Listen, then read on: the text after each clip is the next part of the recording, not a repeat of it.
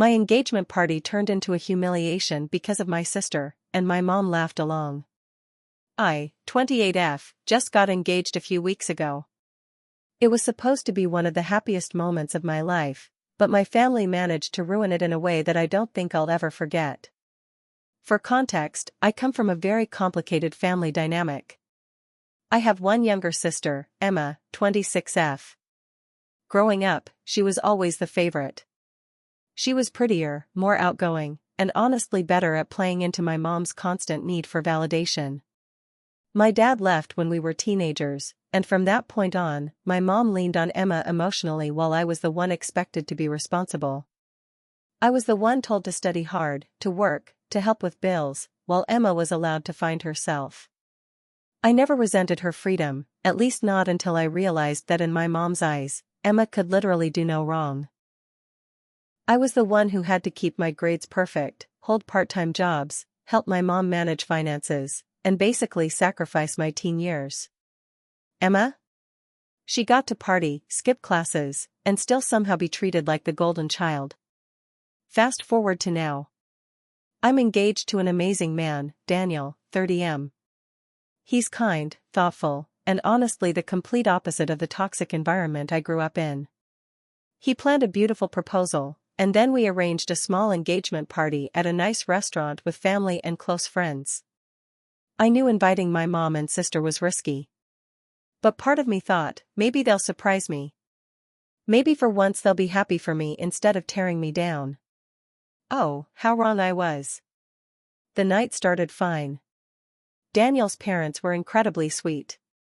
My friends were all supportive. Then my mom and Emma walked in late, as usual, making an entrance like they owned the place. My mom hugged Daniel and then immediately whispered to me, "Are you sure about that ring? It looks a little small." I brushed it off, but I could feel my blood boiling. Daniel worked so hard to get me that ring.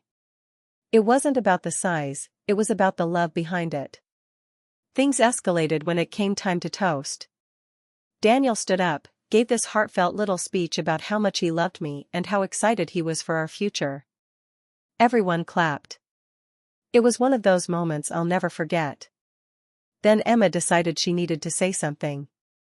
She stood up, glass of red wine in her hand, and started talking about how crazy it was that I was engaged first because, and I quote, "You were never really the romantic one. Honestly, I always thought I'd get married before you." She laughed, and everyone gave those awkward polite chuckles. Then, as she went to hug me, she tripped, except it didn't look like a trip at all. She straight up tilted her glass and spilled red wine all over my cream-colored dress. The entire front of my outfit was ruined. I froze. Everyone gasped. And before I could even react, Emma smirked and said loudly, "Well, at least now your outfit matches your cheap taste."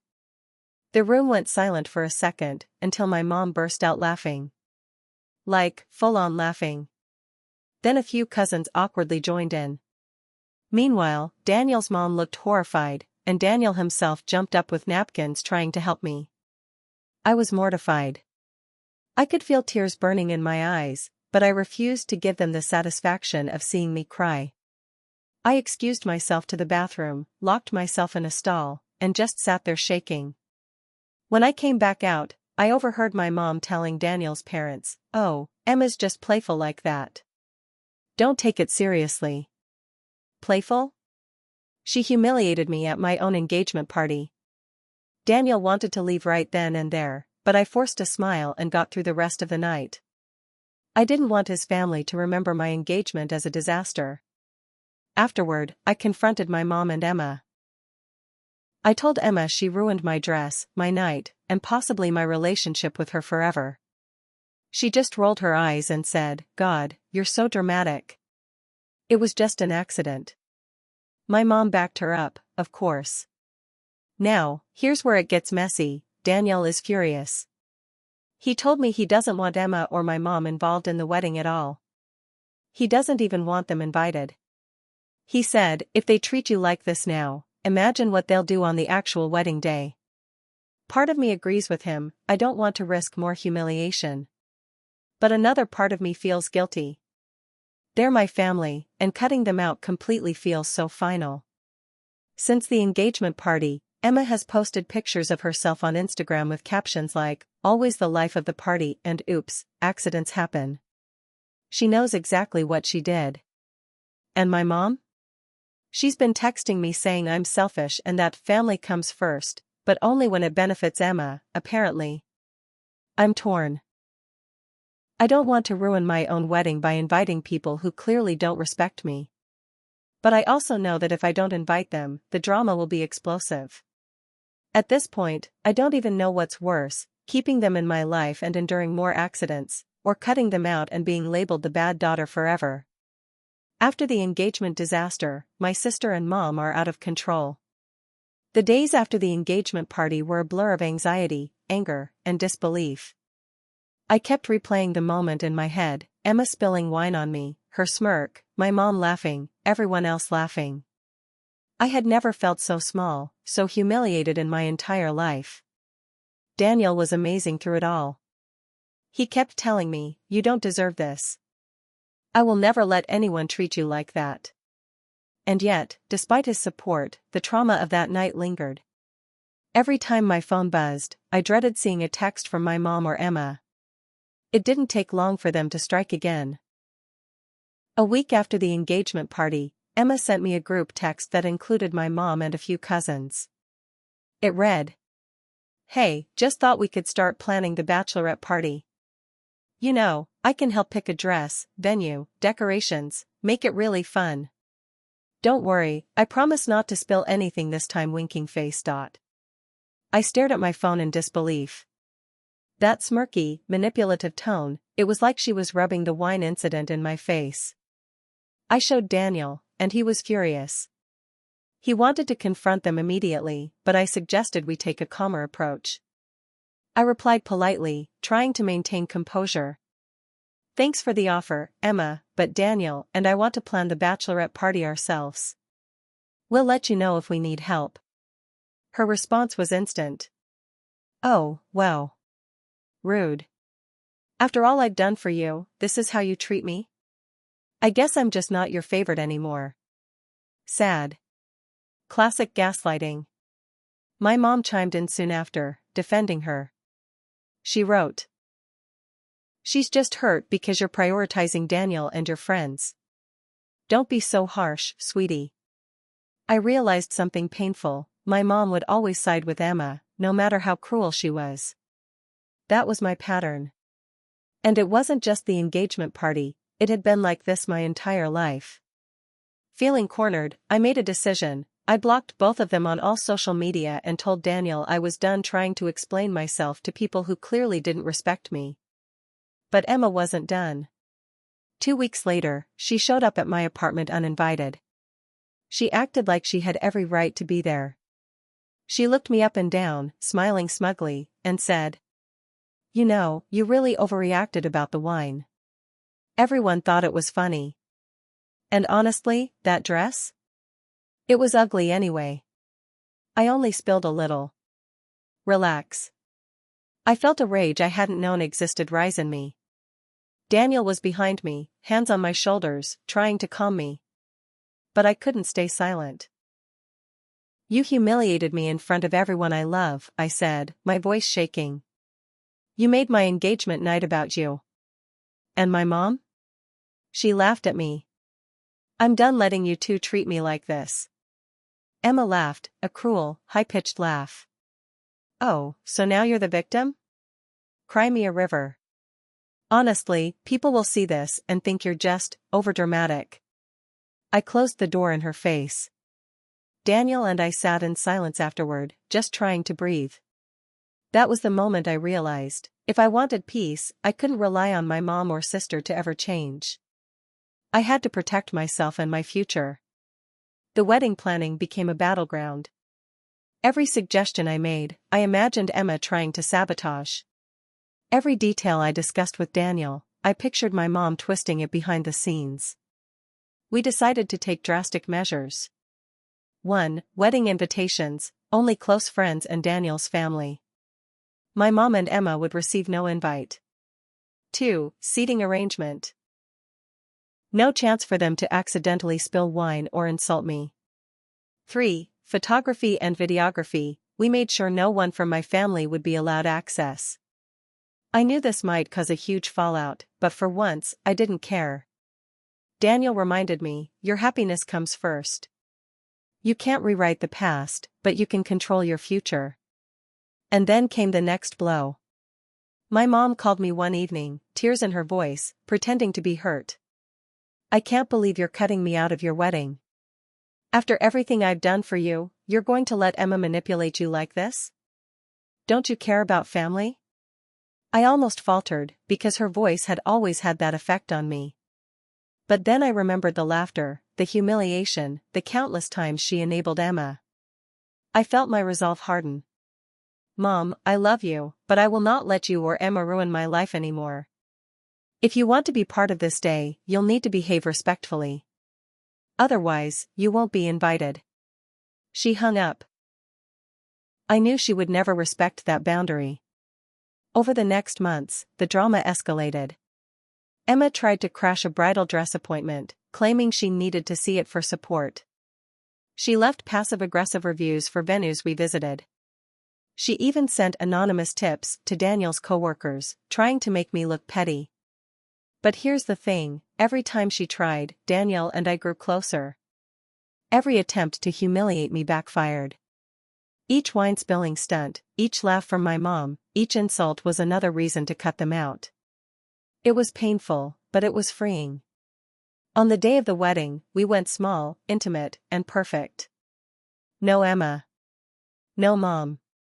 Just people who truly cared about us. And for the first time in my life, I felt completely in control of my own happiness. The best part? We celebrated without chaos. Daniel kissed me as we exchanged vows, and I realized something crucial, I didn't need their approval. Their laughter, their insults, their accidents, none of it mattered.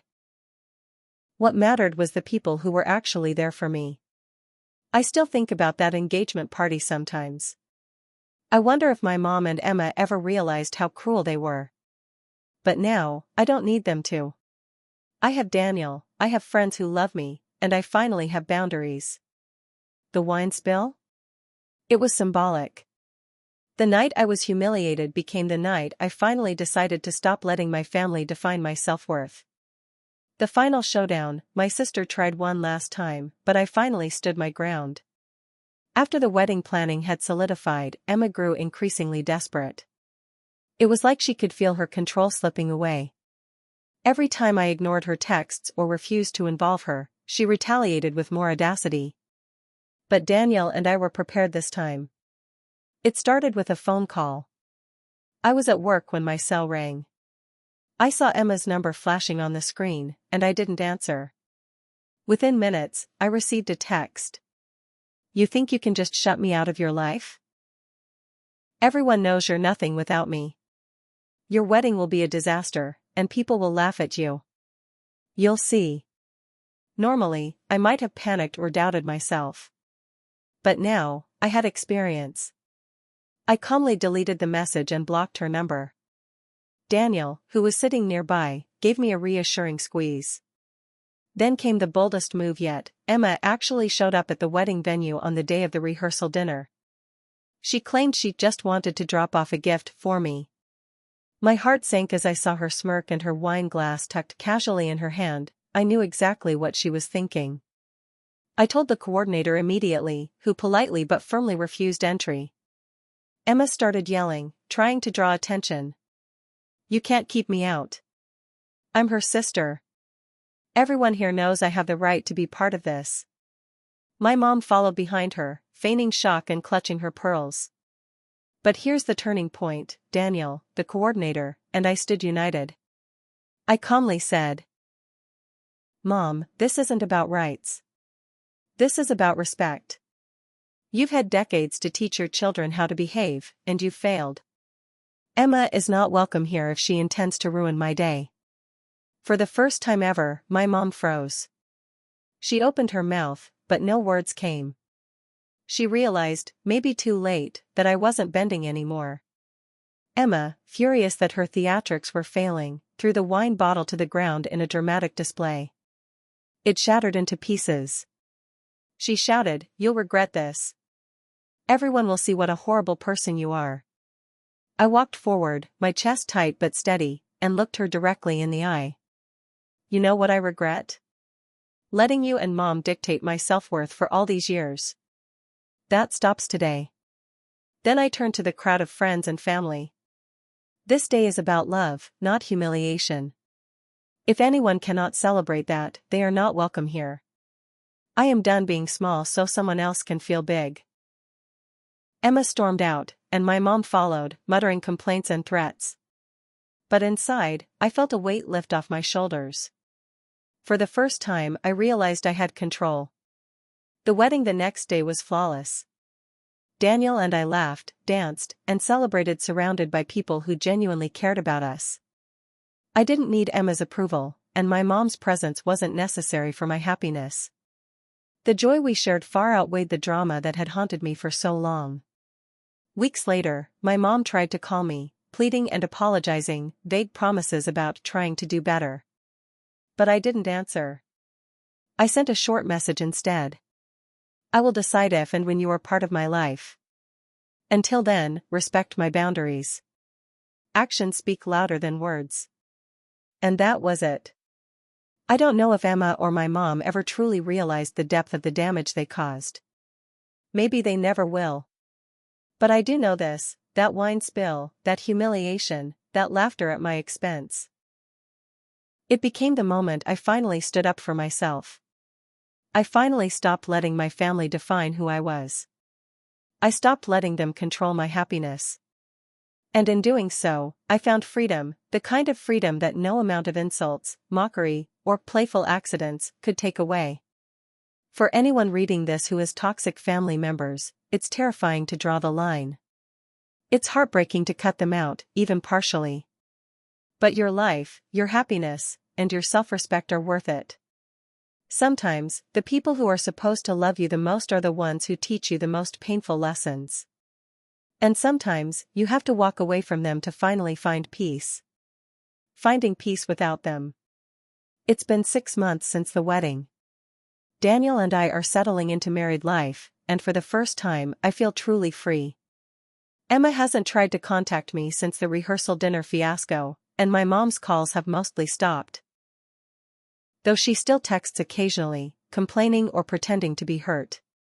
I've realized something important: I don't need my family to validate my happiness. My friends, Daniel, and the people who genuinely care about me are enough. I've stopped hoping that Emma will change or that my mom will suddenly see reason. Their opinions no longer have power over me. Every time I think back to that engagement party, I feel a pang of anger, but it's softened by pride. That night, I could have let them break me. Instead, I drew boundaries. I defended myself. I chose my happiness. I even laughed when I saw a picture online of Emma at a party, pretending to be happy while subtly trying to one-up me. Because now, it doesn't matter. I am living my life on my terms, and no amount of wine, smirks, or laughter from the past can take that away. If anyone reading this has toxic family drama, remember this: standing up for yourself isn't selfish. Choosing peace over chaos isn't cruel. Sometimes, walking away is the bravest, strongest thing you can do. And as for me? I spilled no more tears. I let go of resentment. I finally got the joy I deserved, and that, in the end, is everything. Bonus part: when the past tries to creep back. Just when I thought everything was settled, a reminder of my past tried to sneak back in. A mutual friend messaged me about a family event, a casual brunch my mom was hosting. My first instinct was to ignore it, but curiosity got the better of me. I decided to attend, not for my mom or Emma, but to see if I could finally confront them with full closure. I brought Daniel and a few close friends, prepared to leave at the first sign of drama. From the moment I arrived, Emma's eyes lit up with that same smirk I knew too well. She tried the classic passive-aggressive angle: "Wow, look at you, all grown up and fancy. How's married life?" Bet it's exhausting keeping up with a husband. I smiled. Calmly. Internally, I was thinking. Here we go again. Daniel, sensing my tension, whispered, "You've got this. Just don't give them control." I did something I'd never done before. I publicly acknowledged the past without letting it define me. "Emma, Mom," I said, holding my head high, "I know what happened at my engagement party and since then. I know you tried to humiliate me, manipulate me, and make my happiness about you. But that's all behind me now.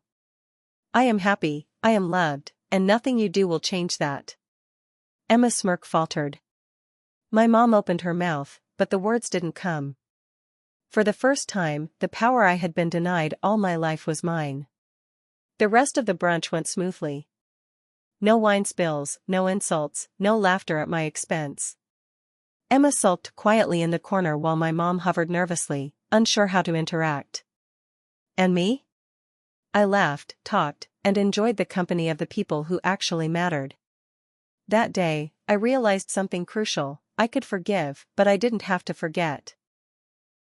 I could allow them back in my life, on my terms, if ever, or I could leave them out entirely. The choice was mine. For the first time, I felt completely free from the shadow of my sister's cruelty and my mother's favoritism. I had my life, my husband, and my peace. And nothing, no past humiliation, no family drama, could take that away.